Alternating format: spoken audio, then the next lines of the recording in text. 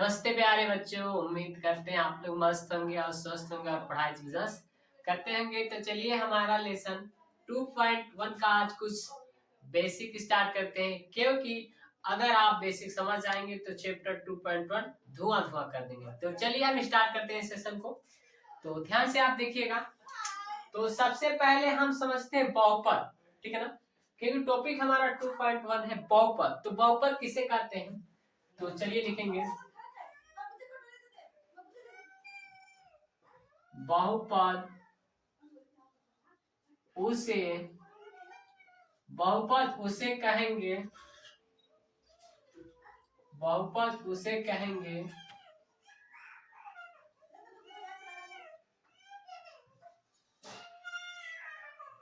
जिसकी घात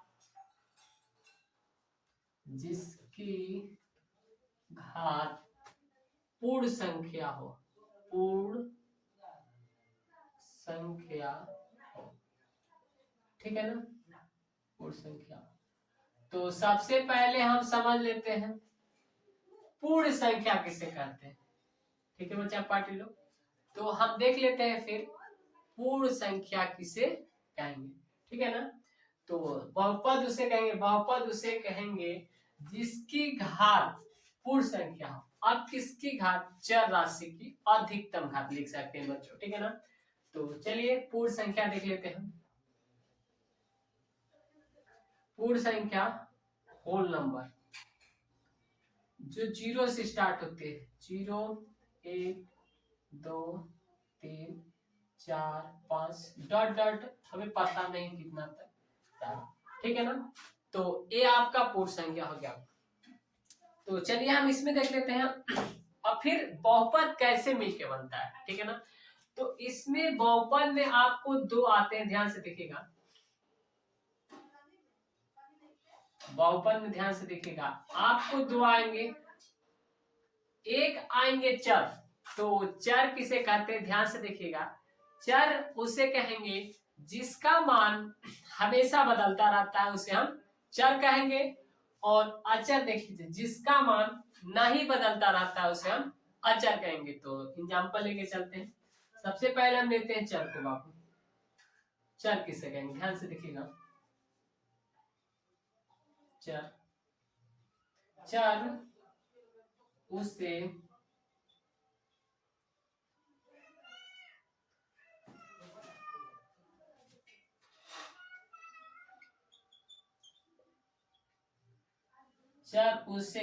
कहेंगे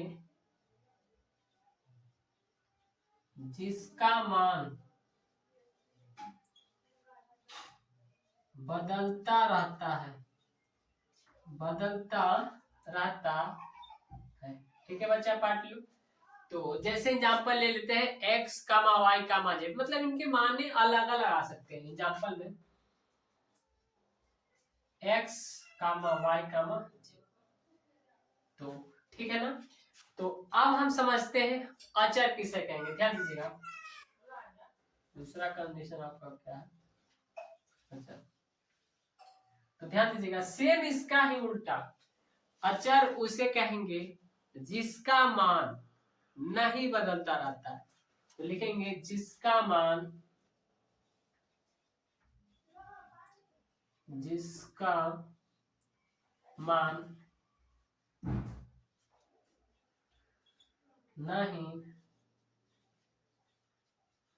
नहीं बदलता रहता है।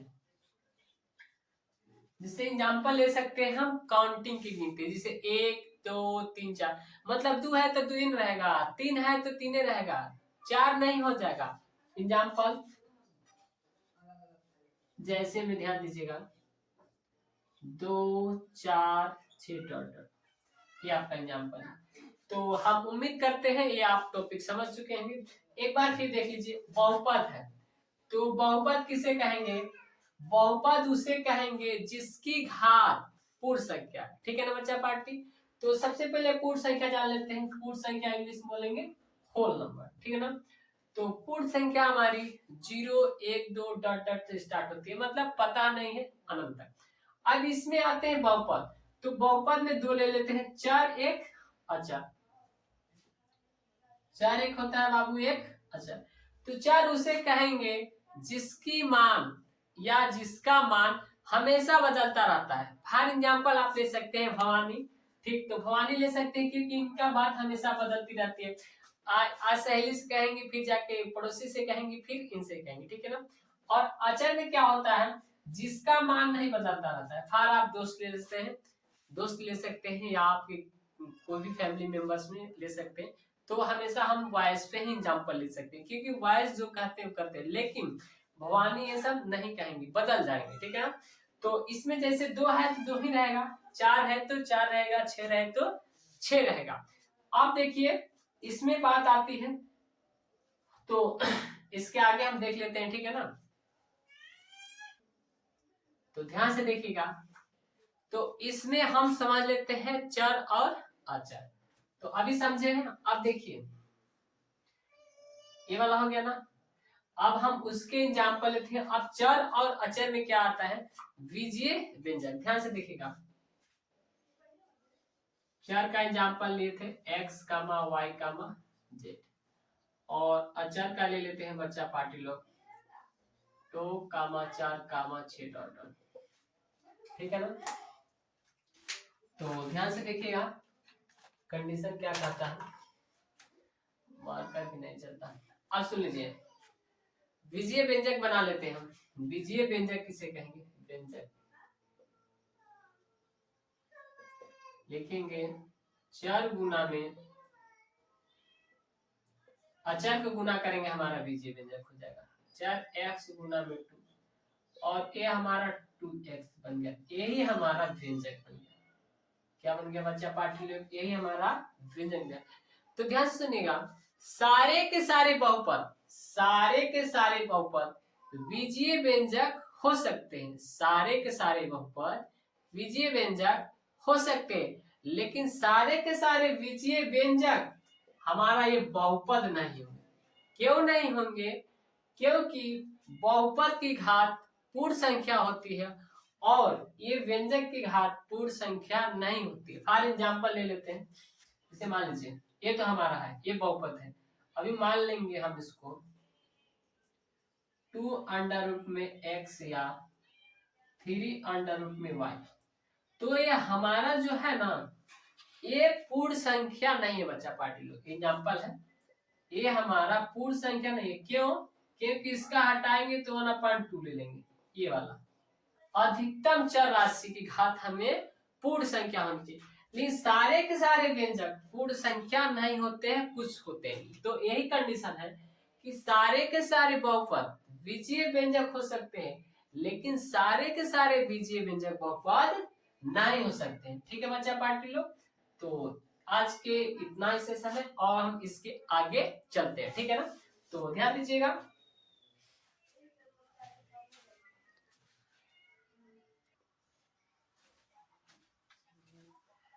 तो चलिए हम कंसेप्ट क्लियर करेंगे, क्योंकि इसके बारे में पूरा बता चुके हैं। अब इसमें आपको ध्यान से देखना है, ठीक है ना बच्चा पार्टी लोग। तो बहुपद के मानक रूप क्या होता है, बहुपद के मानक रूप समझ लेते हैं। बहुपद को आरोही क्रम या अवरोही क्रम ही उसका मानक रूप कहलाता है, उसका मानक रूप कहलाता है। इसको इंग्लिश में बोलेंगे असेंडिंग एंड डिसअसेंडिंग, बहुपद पोलिनोमियल इंग्लिश में बोलेंगे, ठीक है ना बच्चा पार्टी लोग। तो इसका आरोही या अवरोही क्रम क्या है हमारा बच्चा पार्टी लोग, मानक रूप है किसका, बहुपद का, ठीक है ना। तो चलिए हम इसमें समझ लेते हैं। एक पदीय बहुपद, द्विपदीय बहुपद, त्रिपदीय बहुपद, चतुर्थघात बहुपद, ठीक है ना। ध्यान से देखिएगा बच्चा पार्टी लोग, तो एक पदीय बहुपद इसको हम रैखिक बहुपद कहेंगे, इसको हम क्या कहेंगे, रैखिक बहुपद कहेंगे।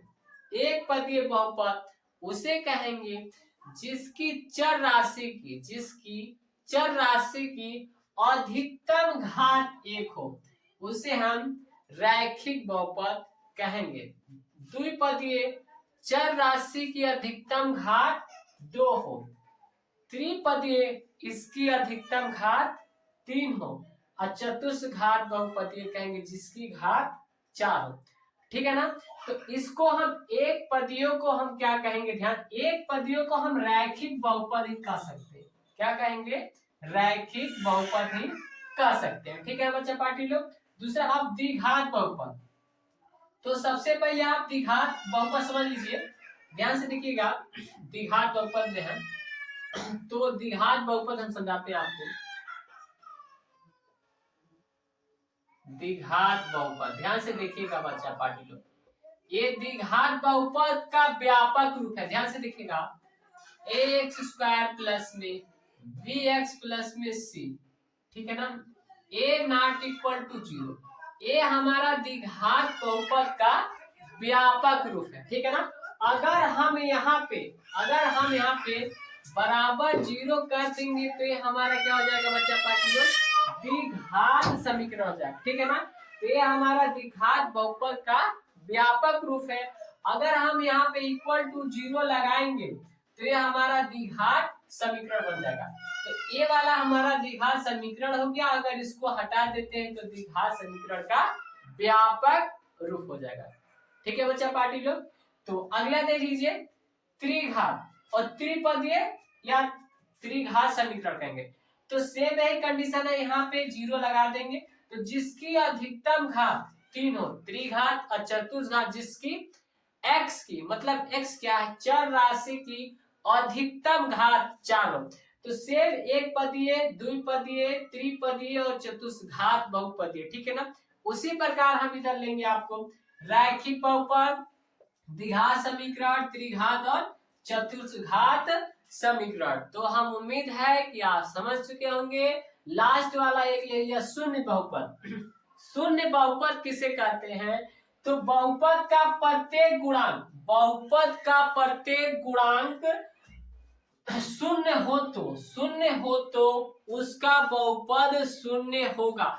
आप समझ लीजिए प्रत्येक गुणांक क्या है, मतलब गुणांक मतलब गुना, गुणांक मतलब गुना, उसका प्रत्येक बहुपद शून्य होगा। ध्यान से देखिएगा, कोई बहुपद हम px ले लेते हैं तो हम लेंगे 2 गुना में इसका बहुपद शून्य हो जाएगा, तो इसका px इक्वल टू हमारा क्या हो जाएंगे, यहाँ पे शून्य हो जाएंगे। कोई भी गुणांक अब ये शून्य है तो इसका बहुपद क्या होगा, शून्य हो जाएगा। ठीक है बच्चा पार्टी लोग। तो अब देखिए कुछ और समझ लेते हैं। तो आप सबसे पहले बहुपद के बारे में ना भूलिएगा, क्योंकि आपका लेसन जो है बहुपद है। अगर जब बहुपदे नहीं जान पाएंगे तो आप आगे क्या जानेंगे। तो हम उम्मीद करते हैं ये आपको क्लास अच्छा लगी होगी, और लाइक करना और कमेंट करना, शेयर करना ना भूलिएगा मेरे दोस्तों। ठीक है ना। कल मिलते हैं 2.1 खत्म। ठीक है बच्चा पार्टी लोग। तो हम उम्मीद करते हैं आपको वीडियो अच्छा लगा होगा, तो आप लाइक और शेयर और सब्सक्राइब करना ना भूलें मेरे दोस्तों। ठीक है ना। फिर मिलते हैं अगले वीडियो में। बाय दोस्तों।